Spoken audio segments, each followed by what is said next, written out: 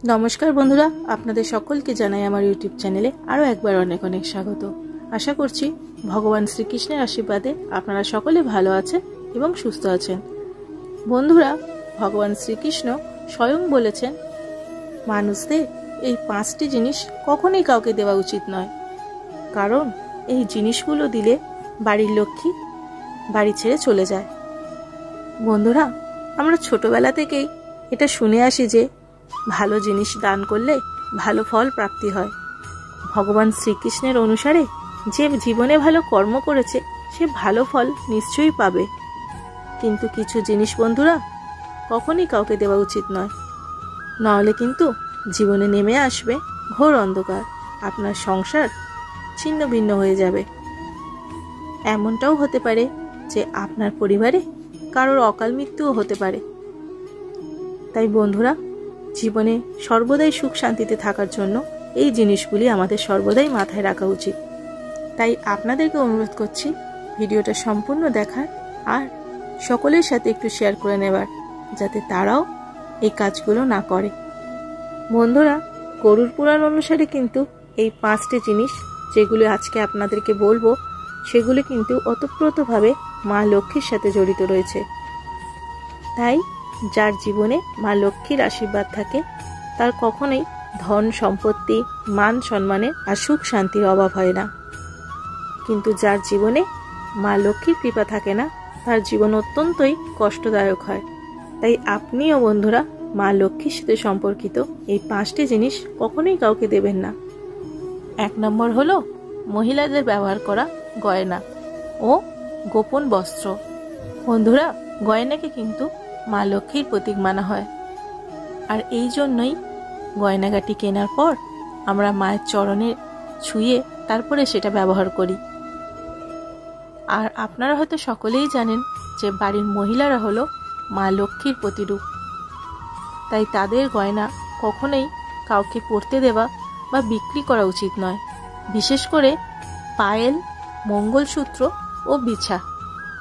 এমনটা করলে মানুষের ভাগ্য কিন্তু গয়নার সাথে সেই বাড়ি ত্যাগ করে চলে যায়। ২ নম্বর হলো সূর্যের অস্ত চলে যাবার পর কখনোই কাউকে দুধ দই চাল আটা লবণ এই রকম সাদা রঙের জিনিস দান কখনোই কাউকে করবেন না, কারণ সাদা জিনিসে কিন্তু নজর বেশি লাগে। এমনটা করলে বাড়ির পজিটিভ ঊর্জা বাড়ি ত্যাগ করে চলে যায়। এমনটা করলে নানা রকমের অসুখ বিসুখ আপনার পরিবারে দেখা দিতে পারে। তাই বিশেষ করে লবণ সন্ধ্যার পর কিন্তু কখনোই কাউকে দেবেন না। যদি একান্ত দিতেই হয় তাহলে দোকান থেকে কিনে দিন, নিজের ঘর থেকে কখনোই দেবেন না। ৩ নম্বর হলো বেলুন চাকি। হ্যাঁ বন্ধুরা, রান্নাঘরে ব্যবহৃত বেলুন চাকি ভুলেও কাউকে দেবেন না। আমরা সকলেই জানি যে মা লক্ষ্মীর কৃপায় আমরা অন্ন প্রাপ্ত করি, আর এই জন্যই আমাদের সকলের উচিত অন্ন গ্রহণ করার আগে ঈশ্বরকে ধন্যবাদ জানানো।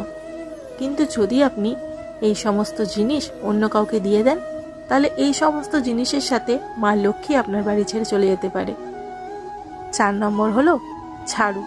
বন্ধুরা ঝাড়ু কিন্তু আমাদের বাড়ি থেকে নেগেটিভ ঊর্জাকে তাড়াতে সাহায্য করে, তাই ঝাঁটাকে মা লক্ষ্মীর প্রতীক বলে মানা হয়। তাই এই জন্য বাড়িতে ব্যবহার করা ঝাড়ু বা ঝাঁটা যাই হোক না কেন আপনারা ভুলেও কাউকে দেবেন না। এমনটা করলে কিন্তু আপনার বাড়িতে নেগেটিভ ঊর্জার প্রভাব বৃদ্ধি পাবে, কারণ যখন আপনার বাড়িতে ব্যবহৃত ঝাঁটা সে তার নিজের বাড়িতে ব্যবহার করবে তাহলে কিন্তু এর প্রভাব সর্বপ্রথম আপনি বুঝতে পারবেন। আপনার আর্থিক ক্ষতি তো হবেই, তার সাথে সাথে শারীরিক ক্ষতিও হতে পারে। আর একটা কথা বন্ধুরা, সন্ধ্যার পর কিন্তু আপনারা কখনোই কাউকে আলমারি থেকে টাকা বের করে দেবেন না। এমনটা করলে মা লক্ষ্মী আপনার ওপরে রেগে যেতে পারে, আর আপনার বাড়িতে মা লক্ষ্মীর বদলে অলক্ষ্মীর বাস হতে পারে। তাই এমনটা কখনোই করবেন না যাতে আপনাদের পরিবারের ক্ষতি হয়।